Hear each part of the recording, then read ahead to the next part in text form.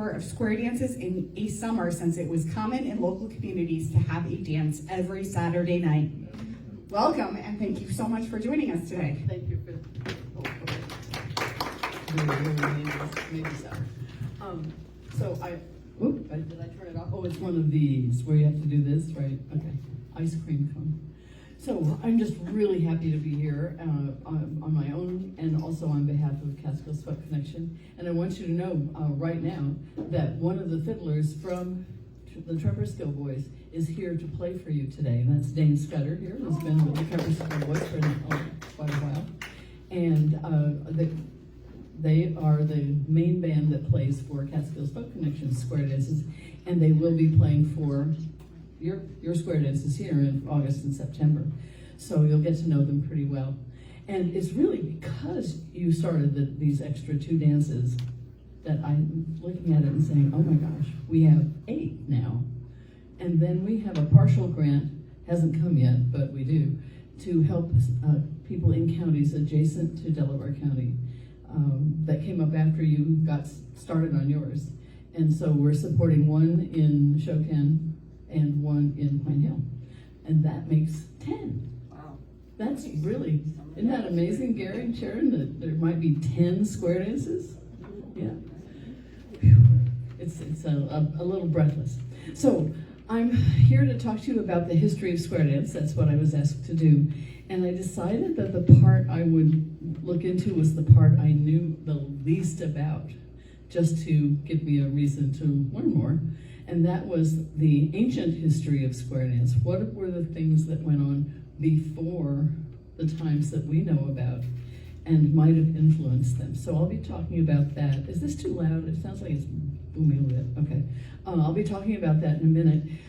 You do have some handouts that will kind of guide you through that. I wanted to show slides, but technical things just kept me from doing it. So I gave you a few pictures to go by and some resources if you have the internet that you can go to see more of them. All right. And I think that's all the, oh, and yeah, this is, it seemed like there was one other thing I was going to tell you, but that's enough.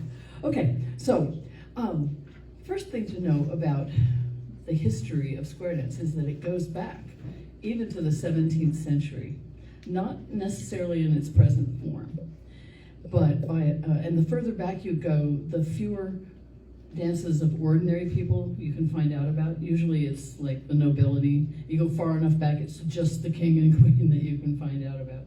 So we're going to go back to one king. But before we go that far, I'd like to know how many of you are current square dancers? Yeah. Okay. The last few years? Yeah, okay. All right. How many of you know how to square dance because you grew up in a community that square danced? Yeah. Steve, you too? You can dance. Yeah. Square dance. Yeah, you know how to square dance, right? The old-fashioned square dance. Oh, yeah. I don't know, say these days, but Well, you know, years ago. I'm probably not going to It was get different. right up to now.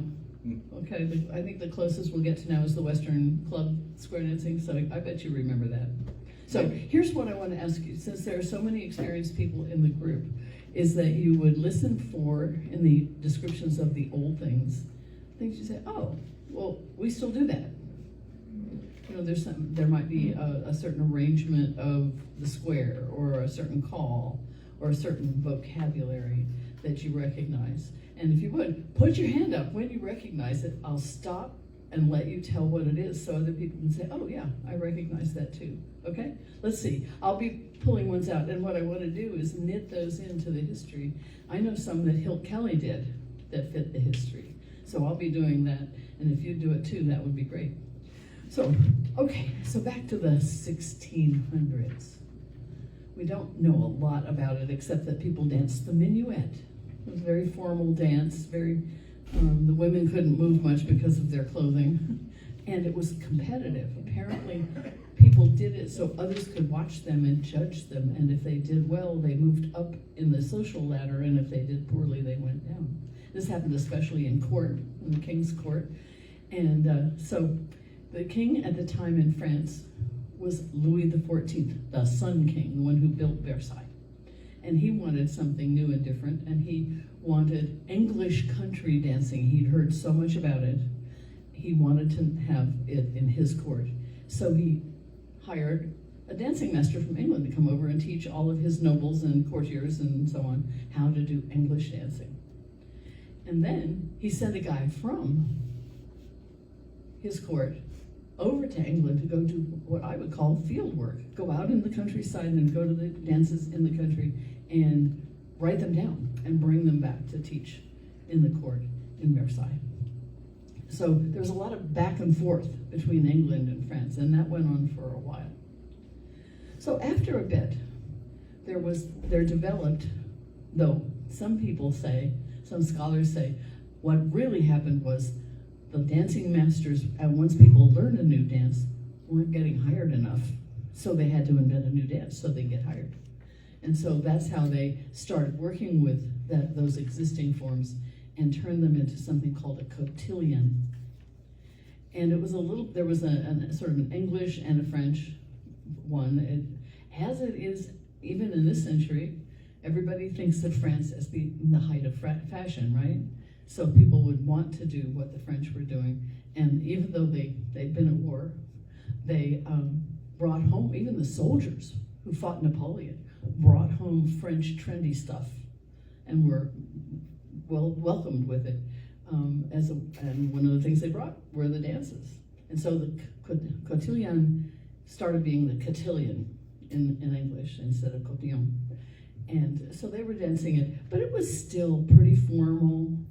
It did have a lot of movement, and it was couples, which was good. And it did one thing that was new and different compared to the minuet and anything before, was it had a closed formation. In other words, they didn't stand in lines.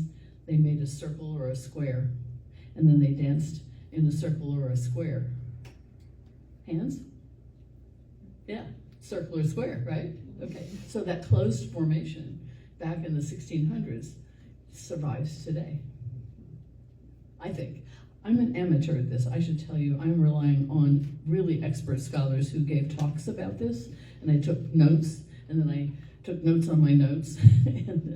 So anything that's not clear, or I say I don't know, the resource sheet has the name of the people that it came from, so you can look it up.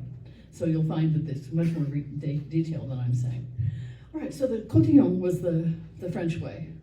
Meanwhile, the English still were doing their long waist dances, their English contra dance. And that continued for a long time, that if there were English people, they were dancing in lines. And if there were French people, they were dancing in squares. And it was so clear that this was true. I'm sorry, I've got to go to the quadrille, and then we'll have the war. The Revolutionary War in France actually added to the French influence here, because those dancing masters that used to live with the nobility and teach their kids how to dance didn't have any jobs anymore. Their employers all went off to the guillotine. So they came to North America and brought the closed form with them, and it spread more or less in the Midwest and out. Oh, we're getting some more fans, so good. And then certain regions kept their old ways. New England, would you be surprised that New England kept its old ways? New England had more connections with England, with the British Isles, and both business and personal. So they kept the long waist dance, even as the rest of the country absorbed all this French influence and started using closed formation dances. But it wasn't in time for what happened in New Orleans. By this time, the dancing masters, who always needed something new, had invented the quadrille. And now you're getting into the territory that experienced dancers are going to recognize. The quadrille uses 4 dances. It's in a square, as you might imagine. And it has the dancers doing, at first it was like the cotillon. They danced with the people across from them. But then it started being more complex. We'll get to that in a minute, but the story I love to tell is the quadrille was in New Orleans. It was French. The French dancing masters brought it there. We bought New Orleans, if you recall. We bought the, thank you. was stuck on another word. The Louisiana Purchase in 1803, and in 1804, there was fighting in the streets over which kind of dance to do at community events. It was actually violent. So the town council had to act on it, and finally they issued a rule that said, okay, the first dance will be English way, long ways. The second and third will be in the square. I'm not sure why that was fair, but it seemed to bring peace. So it's worth fighting for, the kind of dance that you like to do. So, and before we go any further, I'm going to ask Dave to play a square dance tune that has that business of the first and third couple interacting and the second and fourth. That's kind of, if I'm right about my studying, like the cotillon, and then was carried on in the quadrille before things got more complicated. So, Dayton, what tune are you going to play? Well, I'm thinking the Head Two Ladies crossover. By the way, in the old days, and in fact, when I was a kid, see, I'm the only person here playing today. There's no band. And in the old days, they used to take all the furniture out of the house when the host decided to have a square dance party. And generally, there's a center staircase, and the fiddler by himself would end up in the staircase, and then the two rooms on either side would be empty of furniture, and you'd have two sets of dance. Anybody remember that? House dances? I grew up like that. One record player instead of a fiddler in the hallway. So this tune is a Head Two Ladies. I learned this from Hilton Kelly.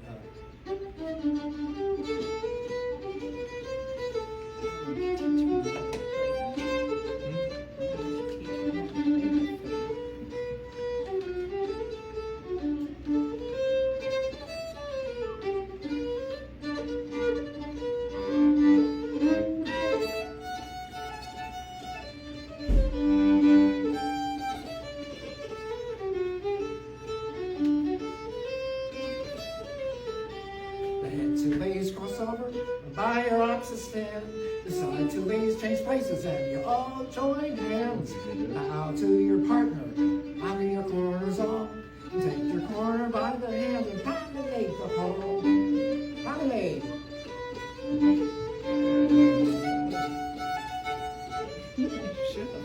When you get back home, everybody swing.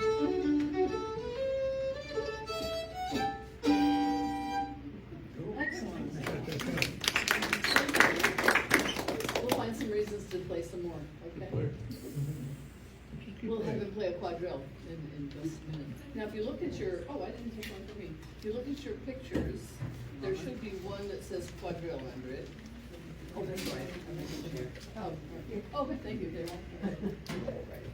And you can see that they're lined up so that the first and third couple are doing something, and the others are standing beside and watching. Is there any standing beside and watching in square dancing as you know it? Sometimes there are times you wait for your turn, right? Yeah. So there's something from before.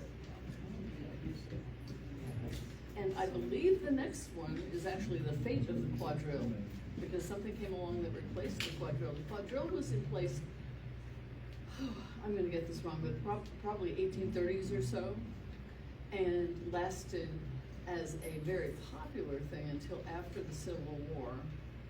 And then as things, maybe the kids who'd been born just before and during the Civil War needed some fresh dance, things changed about that time in like the 1870s or so.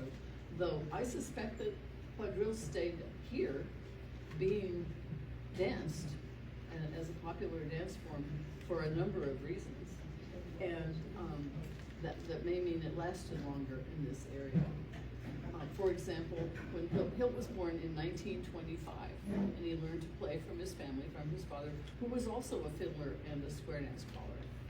And he learned tunes and calls when he was very young. He was, there's a word for that, precocious. He was somebody who could do it better sooner than other people. He had a really incredible ear, and I'm sure his father was glad to find that out. Oh, I didn't turn this on. Does it matter? Yeah. You can hear me? Okay, good. All right. If the room were totally full, I'd be very grateful for it. So he was learning from him. So that means that what he learned. It's not this. This is turned off. Or maybe I bumped it or something. Oh well. It means that what he learned from his father was from back in the 1870s. Maybe that'll look back. So in a way, when you're a folklorist and you're asking someone to talk with you about their traditions and their memories, it's not just their lifetime they're remembering from. It's bringing things forward from the past that we may not even realize are from the past. So that's why I'm talking about the old way of doing things, and we'll keep pointing those out. The things I want to point out about the quadrille is that there are people who explain this better than I do. The cotillon, the cotillion, involved doing one figure, one thing, and then there were like 10 little things to do, kind of the way we do, what's a good one? Darling Nellie Gray, where you go out, the first couple goes out to the second couple and does something, and then they go out to the third couple and do something, and then they go out to the fourth couple and do something. That's sort of the verse, and then the chorus is, a grand right and left, or a promenade, or something like that. And the cotillon made it even more taxing because their thing that everybody did as opposed to the active couple was like 10 parts, and they were always the same. And that's, remember I said they got tired of what they were doing, and that's why they got tired of it. So when they did the quadrille, they kind of switched things around, and they had 5 different, up to 5 even, different, usually 3, dances that they were going to do, bing, bing, bing, all in one. And that way there would be variety. And sometimes, if it's 5, then they had to have 5 different tunes. And apparently, this particular thing about a quadrille meant that there are a whole lot more tunes getting created or passed on than there were before. It was also a beneficiary of the printing business, which by this time was involved with the transmission of music. And so the printers would print up the quadrilles so people could know what was coming. Not necessarily that the dancers knew how to read music, but at least the musicians could map out what was going to happen one after another. And I don't think I got one on your thing. No, I didn't. But it's really amazing to see those 5-part, it's complicated, 5-part sheets of music. Now, one thing I brought these for show and tell. I'm afraid they're falling apart, but anyway. This is Hilt Kelly's last CD. He and Stella sat down with Carol Evenfeathers, my co-founder, and recorded this in 2010. It's called Tunes I Learned from My Dad. I knew what he was talking about because when I went to square dances, and Gary and Sharon, I bet you heard Hilt say this, say, well, okay, it was late, we'd be tired. He would have done all of the really popular ones, right? And he'd say, I'm going to play something I learned from my dad. I don't know the name of it, and he didn't either. And that would apply to the tune and the dance. And so he'd have us all get, and he'd have us do a dance. And that's really the source for this CD. And when I got the material for it, it had the names of the girl I left behind me, and Off She Goes, and Fred Wilson's Clog, and Chassé by Your Partner, which I think a lot of people like. And it had Apple Brewer's Reel, right? But it had no name for at least 3 of them. And I thought, what's going on here? Why are these nameless? Usually that's the thing people use to help them remember the tunes. And Jim Kimball, who's on your resource list, who has this incredible archive in Genesee, and before he had the archive, it was all in his head, said, well, Ginny, those are quadrilles. But somebody liked a tune better than the other tunes. And they probably didn't physically cut it off. They probably just memorized it and said, this is the one I'm going to remember. But the result was there was only one title at the top of the page. And if you cut off the page, you lost the title. So these are ones that lost the title. But he said he could tell that it was a quadrille. For one thing, each of them changes key between the first part and the second part. Most traditional North American music has an A part and a B part, and you'll hear the A part repeat once, and then it'll go to the B part, and it'll repeat once, and it goes back to the A. And in this case, they're in different keys. So, you're welcome to look at this, and, because I want you to know what's out there. Though right now, I have the box of these at home, and we have no way to sell them right now, unfortunately. So, okay. And the other one here of Hilt Kelly's is called Catskill Mountain Fiddler. That came out as a cassette tape a long time ago, and that has a lot of good tunes on it. But it's not the Square Dance tape. The Square Dance tape still is a tape. You can't play it anymore. I have a couple of examples from that for you. But before we get into all of this stuff, how about a quadrille tune? Okay. This will be just one of 3 or 4 or 5. I'll play the one you just mentioned that change has no name, changes 2 keys. I don't want to say, we're Hilton Kelly and his band, the Melody Boys. Gary knows real well because his dad played with that band. They played in this area, and they played all over. And I grew up with Hilton. He was a good friend of my father. And Hilton actually learned his music from his grandfather.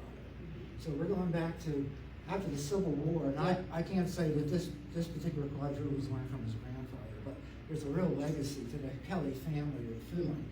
And he was also New York State champion fiddler, Hall of Fame fiddler in the mid-1980s. So he was the first fiddler I ever heard play as a kid. And until I went to college, I never heard another fiddle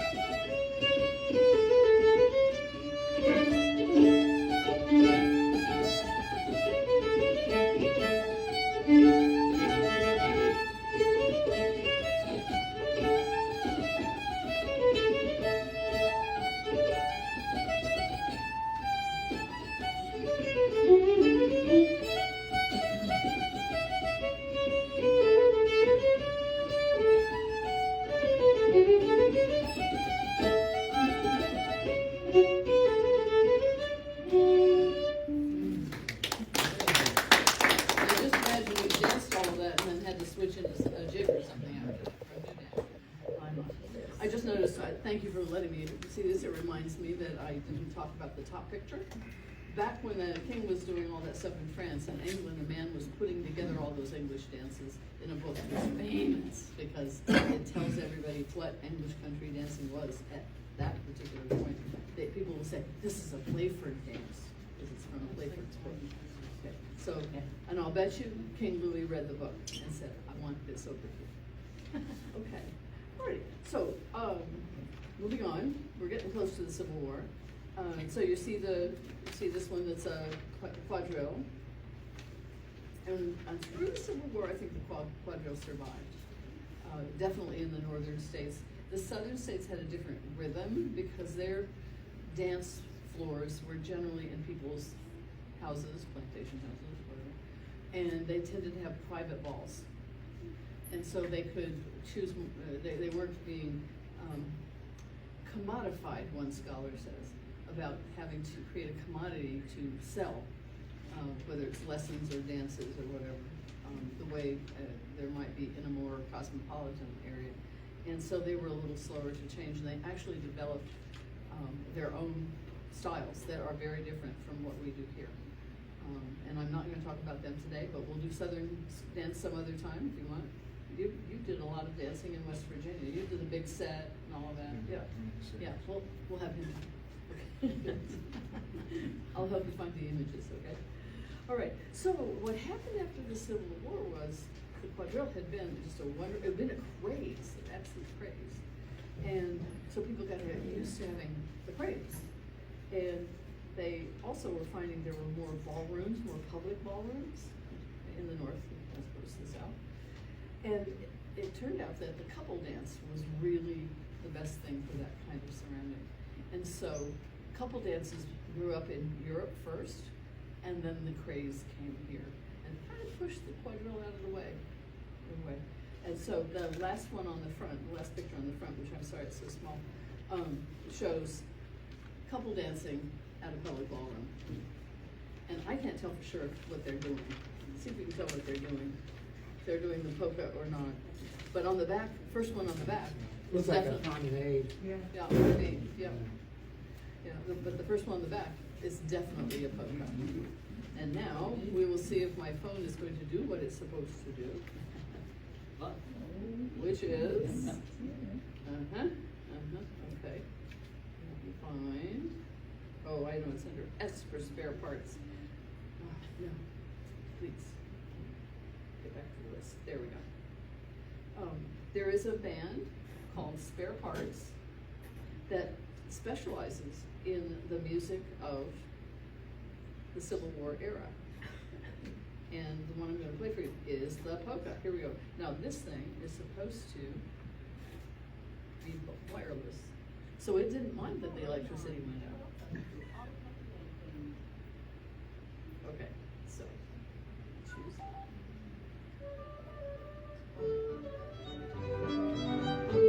This was the next craze.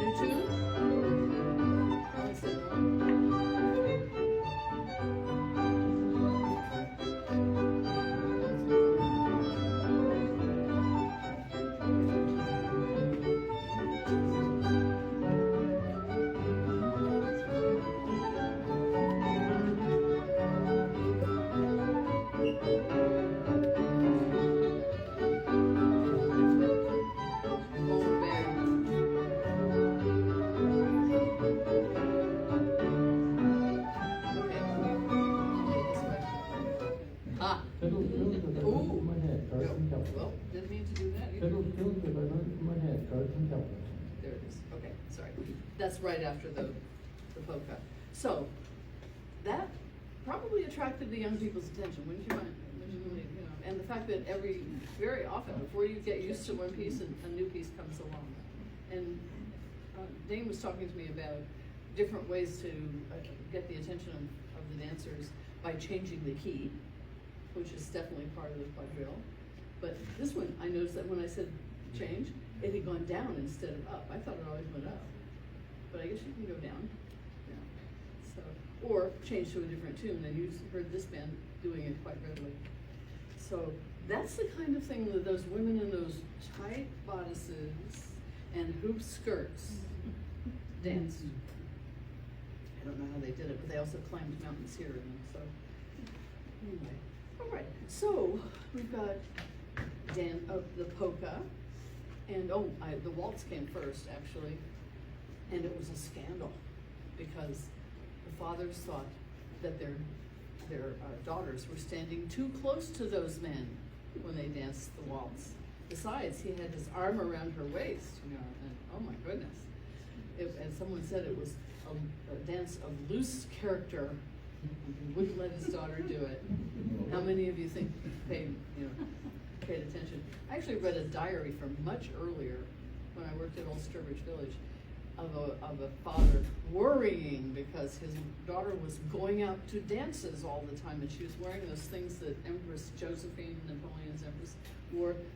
Instead of being like this, they were straight. They looked like nightgowns. They're straight. They were gauzy and transparent. And they came up here, not from here, but up here.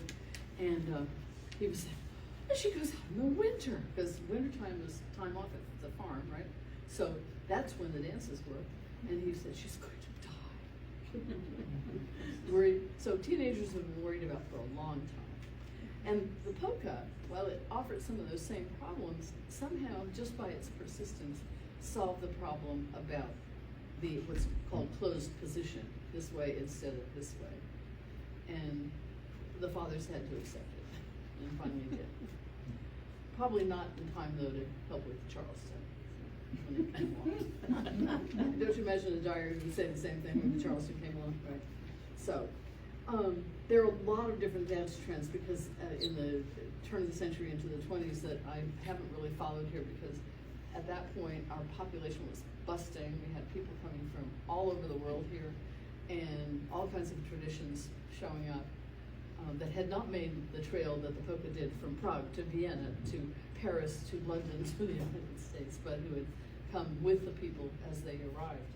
And so there's a whole school of international folk dance that came out of that, but I'm not going to get into here.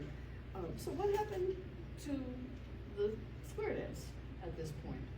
Well, the World War II interrupted a great deal. And after it, when there was that big surge back to suburban living, especially, where there were lots of people needing places to live and families to bring up, they needed entertainment. And there was somebody who was just really ready to do that. There were communities like ours that had a square dance tradition and probably kept it going until the twist arrived, right? I remember when people started doing this, and it was very odd that you could almost see. Anybody here watch American Bandstand? Am I older than everyone? Just about. Well, Dick Clark in American Bandstand, you were still holding on, right? Right. To the other person doing the jitterbug, but after that you didn't even touch each other.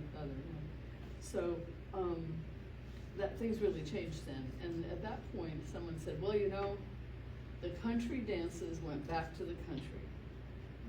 Up to that point, if you've ever watched a Jane Austen movie, they are country nobility, which means when they get to the city, they're not as noble as they are in the country. But they know all the dances. So when what's her name? Oh goodness, Miss Pride in Pride and Prejudice. What was her name? Jane Eyre. No. Anyway, when the heroine goes to London, she knows how to dance and how to speak properly and all of those things. So it's still a high class thing to do. But at this point, especially because of modern communications, it becomes something that everyone can do. Here, we are already doing it. It was surviving here as a tradition, and survived at least until from when you were a young man till Bill Kelly was able to come to revive his career. He stopped calling at one point when he was playing for the Melody Boys. I think is when it started. He was playing so many times a week and trying to work all day that he was exhausted, and he was a young man, and he had to do something about it. So the doctor said, you've got to stop these late nights. So he stopped playing. He played for, like parties and stuff, but not the regular run of public square dances. And Carol Eagle Feathers, who came back to the Catskills after she got her folklore degree, encouraged him in the 80s to go to Cooperstown to a fiddler's convention. And that's when Hill Kelly and the Sidekicks started. And it's sort of like, and if you look at a lot of careers, people take a lot of time off from what they love while their kids are young. And as soon as their kids are self-sufficient, or at least able to take care of themselves, then they go back to their passion. And he did too.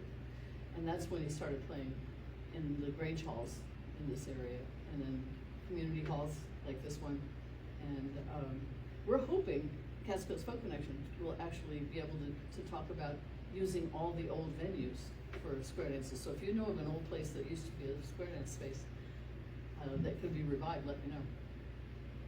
So your next picture is actually from the 1940s and 50s of Birdie in the Cage, which is actually a Southern dance but it was a good picture to represent that surge of interest. And there, not only was there a surge of interest for country traditional square dancing, but there was a big commodification, a really big way of handling square dancing that made some money for people. And one of them was a fellow who was a school administrator and realized that teaching dancing was healthful. There had already been a big movement sponsored by sort of well-meaning social workers who wanted to use dance as a means of producing healthy citizens. And that was especially important in the big cities where all the immigrants were coming in and maybe weren't getting enough food, didn't have enough medical care, and they needed some way to help people stay healthy. And they sponsored square dances. And as a matter of fact, one of them sponsored square dances in the schools. How many of you did square dancing in elementary school? Yeah?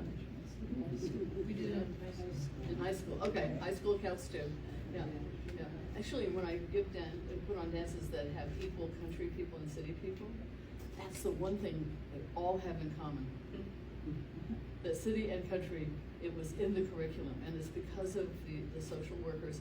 And an important person who did it for a different reason, but still helped sponsor it, was Henry Ford, who was very, very much in favor of traditional dance because he remembered it from his childhood. But he wanted to do it because he thought it was more American than other things.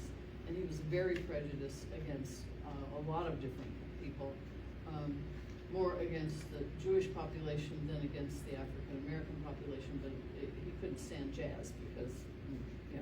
So he wanted to sponsor this kind of music. And as such, he and the reformers together got square dancing especially put into the school curriculum. That's why it was there when you were in high school, when I was in 5th grade. And I think since Jose was in school with Mary, my son had Mary for 3rd grade, since he was in school, they've stopped doing it. I've checked with some kids and say, you still do it? And they said no. Yeah, they have. It's been a while. Yeah, so there's something for us to tackle, isn't it? Or should we take it out of the school? Maybe that's it. Make it more fun. So anyway, that's what was going on. That was supporting this. And into this dropped, what is his last name? Shaw, the school administrator who wanted to help the students be healthy. And he ran the program and got it established in his school system.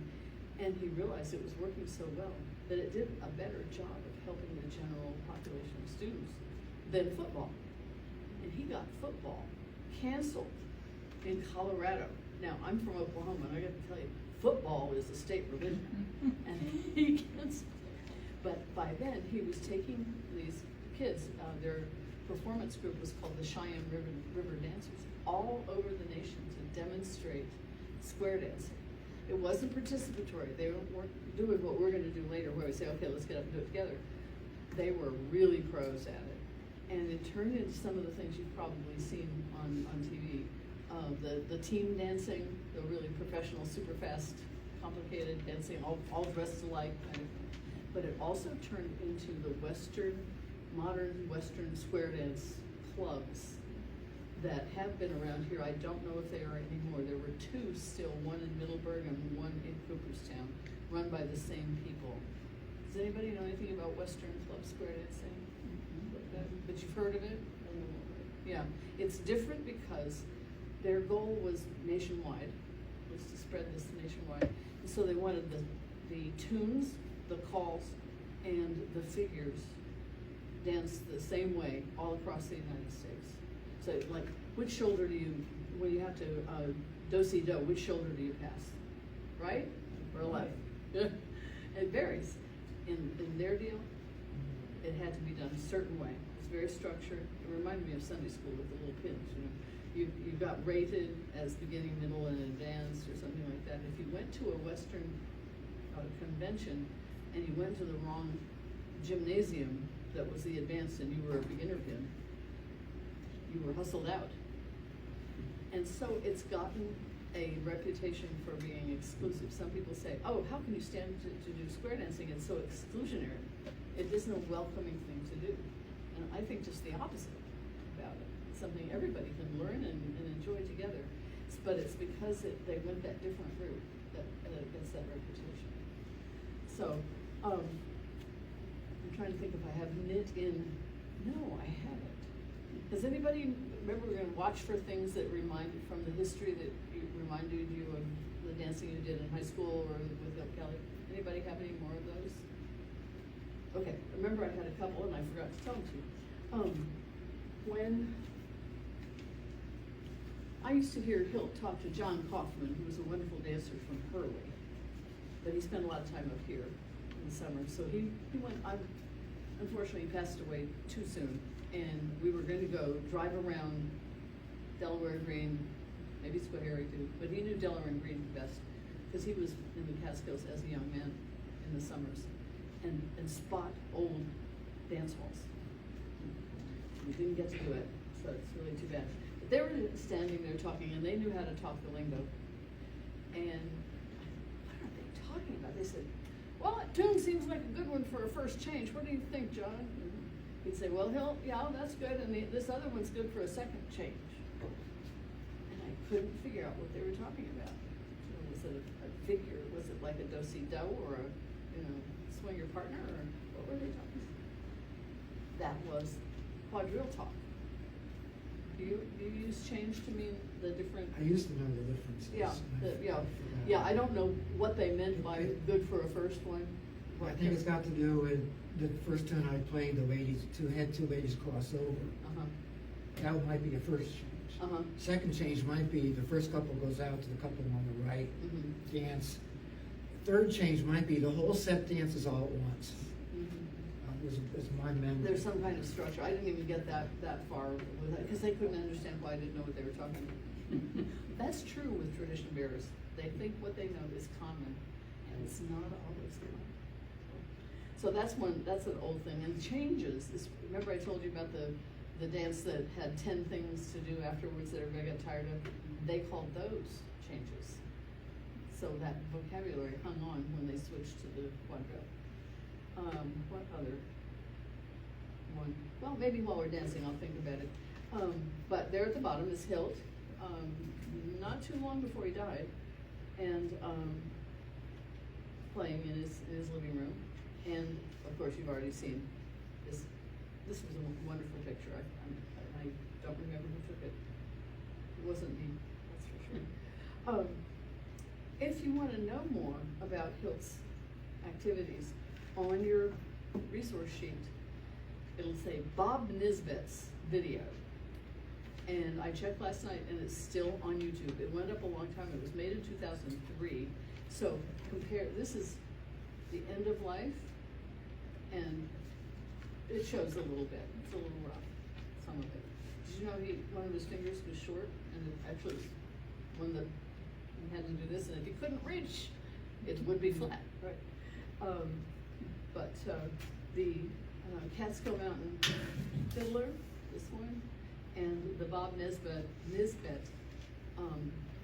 videos are from just over the turn of the century. So like Nisbet's 2003. So he was at the peak of his powers. That was the time to really listen. So if you can find the video, you have to go through a lot. This man was very prolific, Bob Nisbet. But if you go through all the nature programming, or if you can get YouTube to look for a particular thing, I'm not good at that, then you can see Hilt. And there's a short one, and then there's the longer piece. The short one is where Hilt demonstrates the changes. It's 4 minutes long. And the longer one is hours long, which is good. There's a lot of individual interview, just talking interview, and then there's the music interview. And Nisbet did a good job. So we have a really valuable resource there. One thing that's funny is it was videotaped to begin with. When the end of the first tape, Hilt is getting ready to play. What's that red light? It was the signal that the tape was out. And so there's a break, and he had just done, I think, the first change. And then they started in the next tape on the second chain. And it was really too bad. There was this big break in this wonderful process. And I talked to Bob about it, and he said, "Oh, I'll take care of that." He must have found video editing easy. He just went, zoop, zoop, zoop, and there, and then it looked like nothing had happened. No red light, no nothing. So that was me. Hilt worked with me at the Manhattan Country School. We offered a folk music program for our students, and he and Stella and one of the guitarists or other, whoever could get there, would take kids and teach them how to play the instruments, which was really, really wonderful. And we did hear that sometimes, maybe before you came to Roxbury Central School, Alice Fisk had a third grade one, yeah. And, no, you had Jose for fifth grade. I said third, I'm sorry. Third is Alice, I right? wasn't gonna correct you. No, that's all right. You can, that's fine. It's a great honor to a teacher when a graduated student jumps out of the car and comes over to say hi, which is what Jose did with Mary. Yes, very fond memories. Thank you. All right, so I think we're at a point where we should try out at least one of these dances, don't you think? Sure. Okay, well, let's see. Do you want to take a break and get a drink? That might be a good idea. Yeah. Okay. Do you want us to clear the center of the room from the chairs? That's good for one square. If we have a second square, yeah. But if not, We one. could just pull them to the side.